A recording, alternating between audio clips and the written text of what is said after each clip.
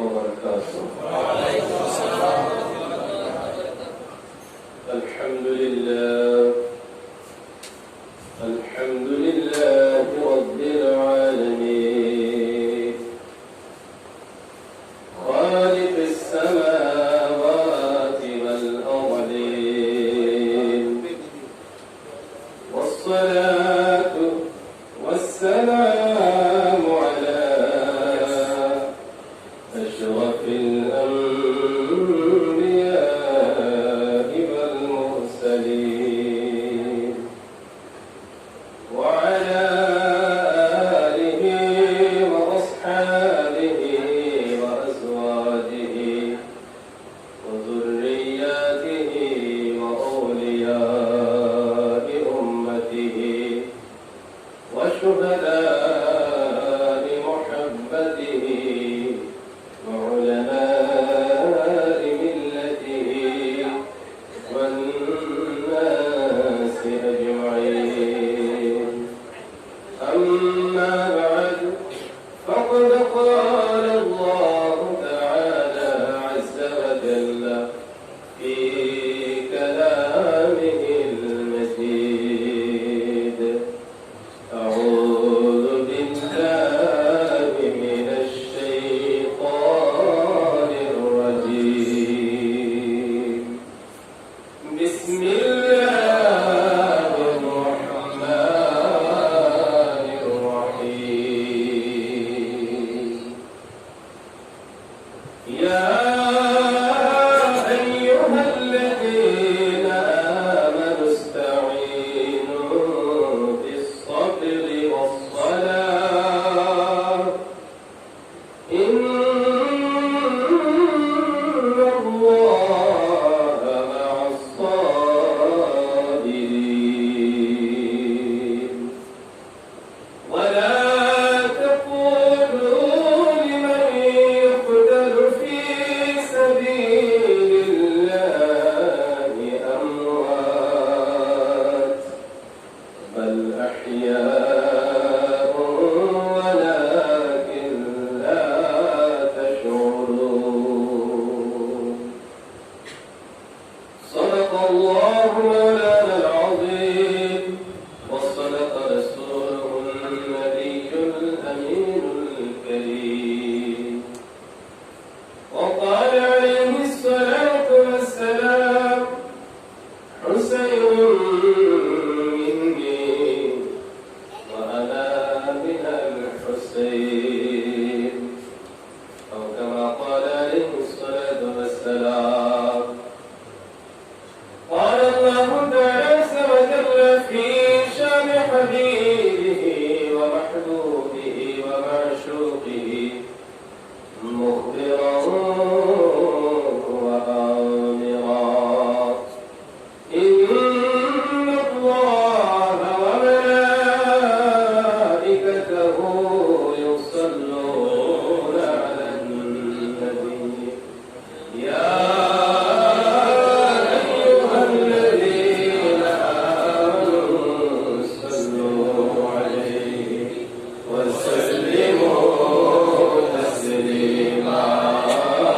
اللهم صل على سيدنا مولانا محمد وعلى آل سيدنا مولانا محمد. اللهم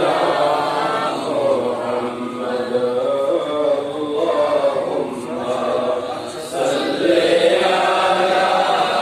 سيدنا مولانا محمد وعلى آل سيدنا مولانا محمد. راهب السليم غور زامه،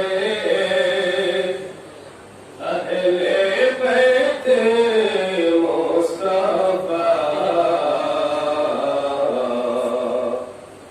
راهب السليم غور زامه،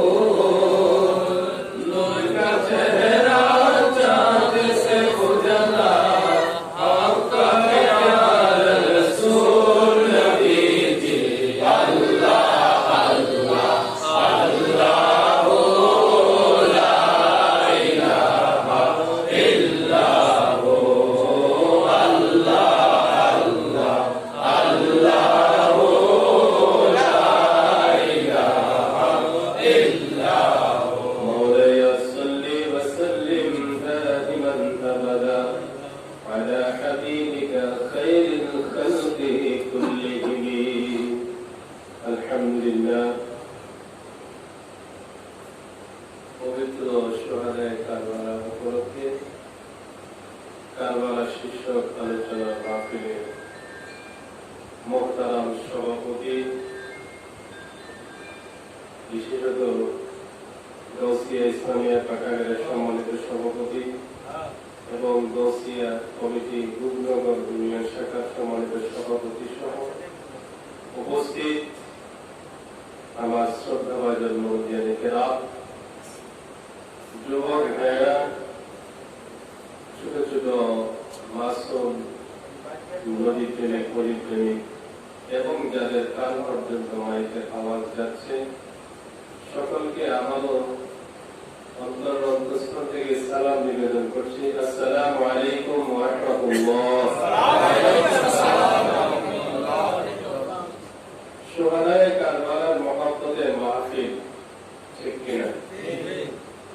আর সেই সোহাদায়ে কারবালার মধ্যমণি হচ্ছেন সাইয়্যিদুনা আলী মাকাম ইমাম হুসাইন রাদিয়াল্লাহু তাআলা আনহু।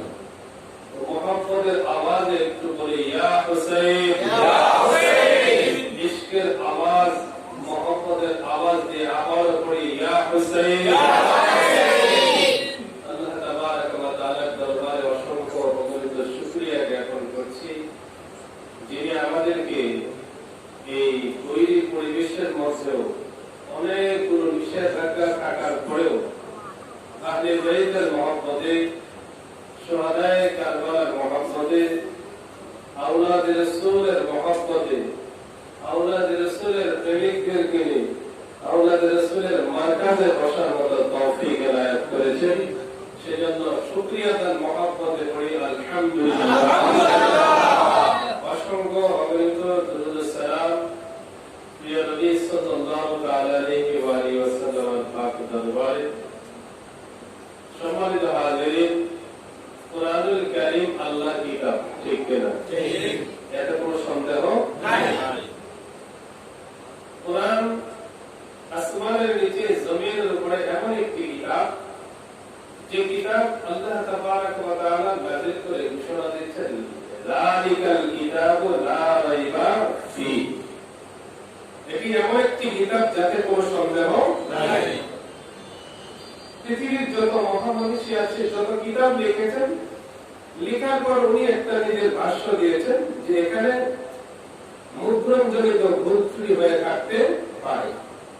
যদি কোনো ভুল ত্রুটি ধরা পড়ে আমাদেরকে জানালে পরবর্তী সংস্করণে আমরা সেটা বিশুদ্ধ করে নেব। এমন কোন কিতাব নাই যে কিতাবের চ্যালেঞ্জ ছুড়ে দিতে পারে যে এই কিতাব এমন কিতাব যাতে কোনো সন্দেহ নাই। একমাত্র কোরআনই এক কিতাব, যে কিতাব নাযিল করে আল্লাহ ঘোষণা দিচ্ছেন যালিকাল কিতাব লা রাইবা ফীহি। এটি এমন একটি কিতাব যাতে কোনো সন্দেহ নাই।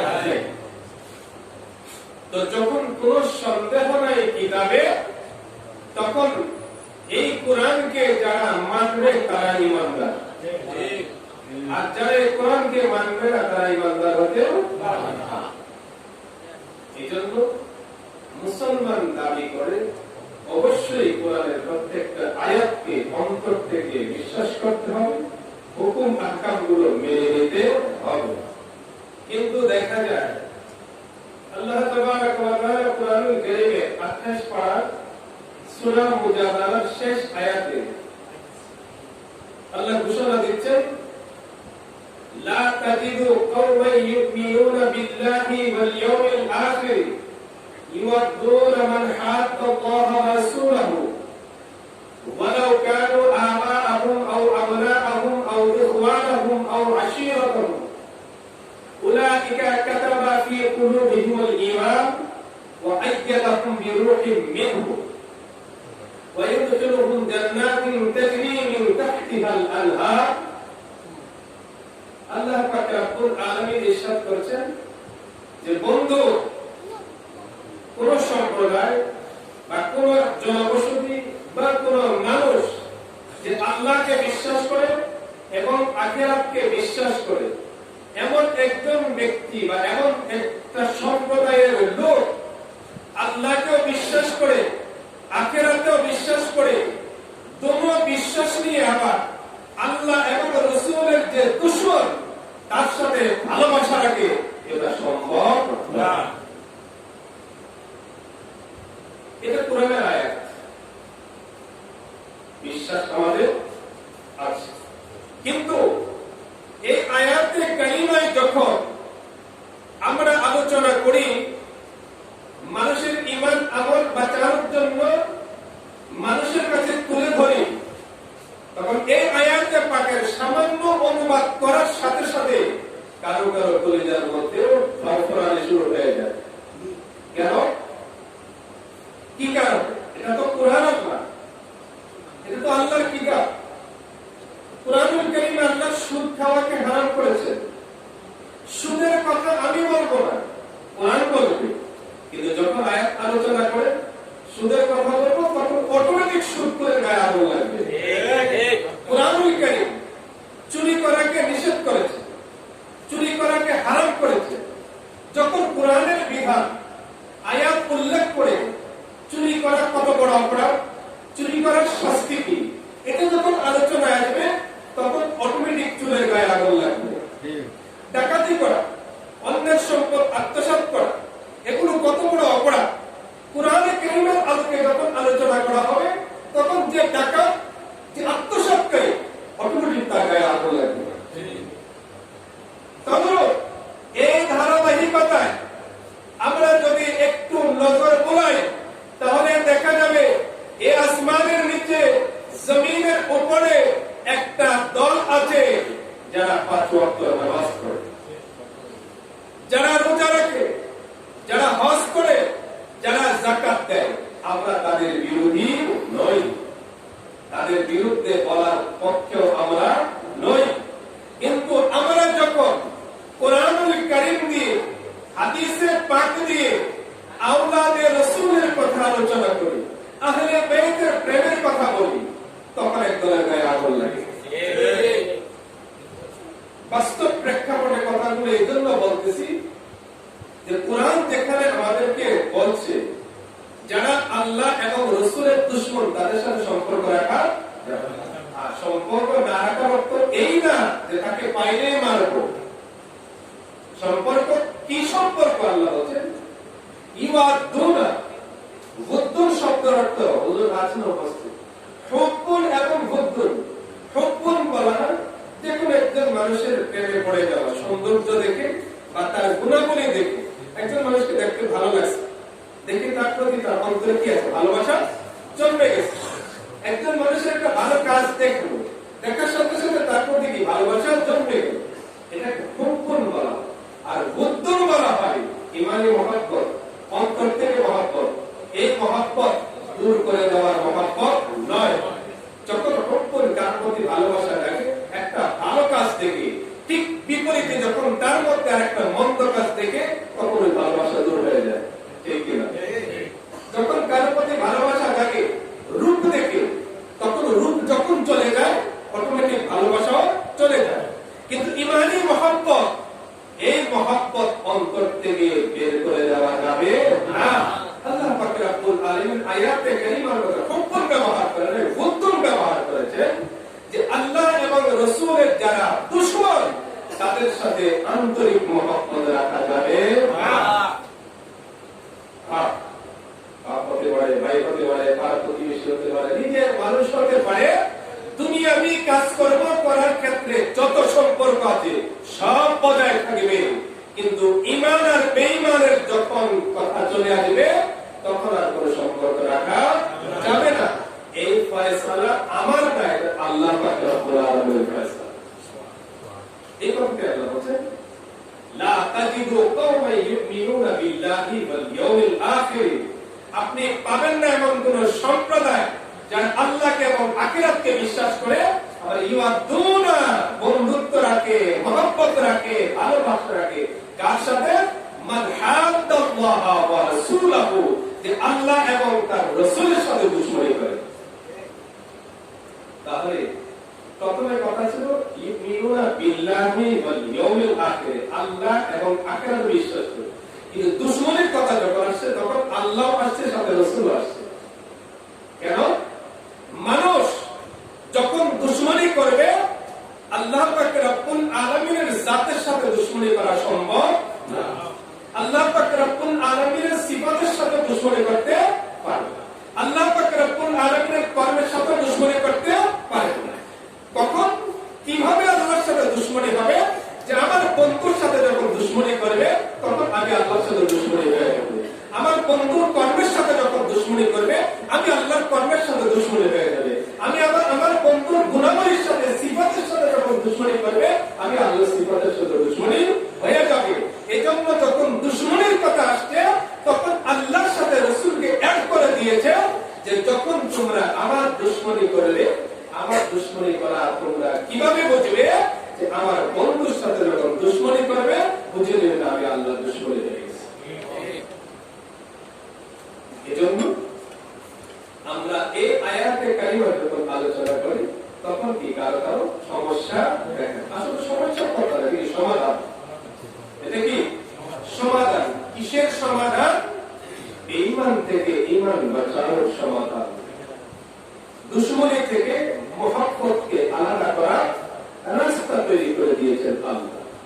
তো রেজাল্ট কি?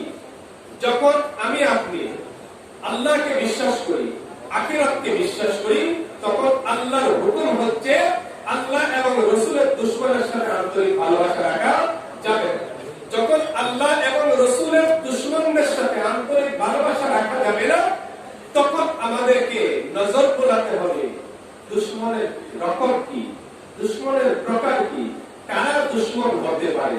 আল্লাহ পাক রব্বুল আলামিন প্রথমে উল্লেখ করেছেন ওয়ালাউ কানু আবাআহুম, যদি তারা তোমাদের পিতাও হয়। যদি পিতাও হয় নবীর দুশমন, আল্লাহর দুশমন, তার সাথে আন্তরিক ভালোবাসা রাখা বিধান কার? আল্লাহ। আমি কিন্তু কুরআন বলতেছি, অন্য কোথাও যাচ্ছি না। আল্লাহ বলতেছেন ওয়ালাউ কানু আবাআহুম, আল্লাহ এবং রাসূলের দুশমন যারা, এরা যদি তোমাদের পিতাও হয়, চাচাও হয়, বাপের বড় ভাই হয়, বাপের ছোট ভাই হয়, যে হোক না কেন তার সাথে আন্তরিক মহব্বত রাখা যাবে না। দুনিয়াতে চলতে যা করা দরকার তা করতে পারে। ওয়ালাউ কানু আবাআহুম, এরপর বলতে আও আবনাআহুম, অথবা তোমাদের ছেলে মেয়েও যদি হয়, তোমাদের সন্তান যদি আল্লাহ এবং নবীর দুশমন হয় তাদের সাথে আন্তরিক ভালোবাসা রাখা যাবে। এরপরে বলছেন ও ইখওয়ানাকুম, যদি তোমাদের ভাইও হয় তাও সম্পর্ক রাখা যাবে। এরপরে তোমাদের আত্মীয় স্বজন বলো যেই হোক না কেন, রক্তের সম্পর্কের আত্মীয় হোক, নিকট আত্মীয় হোক আর দূরাত্মীয় হোক, যত রকমের আত্মীয়তার সম্পর্ক আছে, যত রকমের রক্তের সম্পর্ক আছে, আর এই সম্পর্কিত যত আপনজন আছে, এরা যেই হোক না কেন, যখন প্রমাণিত হবে নবীর সাথে দুশমনি করে, আল্লাহর সাথে দুশমনি করে, তাদের সাথে আর অন্তরের সম্পর্ক রাখা যাবে না। এই হুকুমটা আল্লাহ। এই কথাটা বললে যদি কারো কষ্ট লাগে, বুঝতে হবে আল্লাহর বিধান মেনে নিতেও তার কাছে কি লাগতেছে না, ভালো লাগছে। এই জন্য আমি অন্য কোনো দিকে না গিয়ে আল্লাহর কালামটা থেকে আপনাদেরকে উপস্থাপন করো, যেগুলো আপনারা জানেন, আমরা সবাই জানি, তারপরেও বলতেছি কেন, যে যারা বোঝে না তারা যেন বুঝে নিতে পারে। আমাদের সাথে শত্রুতা কেন করবে, বা আমরাই কেন শত্রুতা করব? মুসলমান যদি দাবি হয় তাহলে দাবির সাথে প্রত্যেকের দাবি এক কাতারে চলে আসবে, কাজের সাথে কাজ মিলে যাবে, তখন আমরা কাজে কাজ মিলে কাজ করতে পারবো। আজ ইহুদি নাসারা আমাদের উপর কি করছে? জুলুম করতেছে চতুর্দিকে মুসলমানদের উপর। এই জালিমদের জুলুম থেকে বাঁচতে এখন মুসলমানরা দিশেহারা, দিক খুঁজে পায় না। লিডার নাই মুসলমানদের, কেন? আমাদের মধ্যে কি নাই? ঐক্য। ঐক্য কি দিয়ে হবে?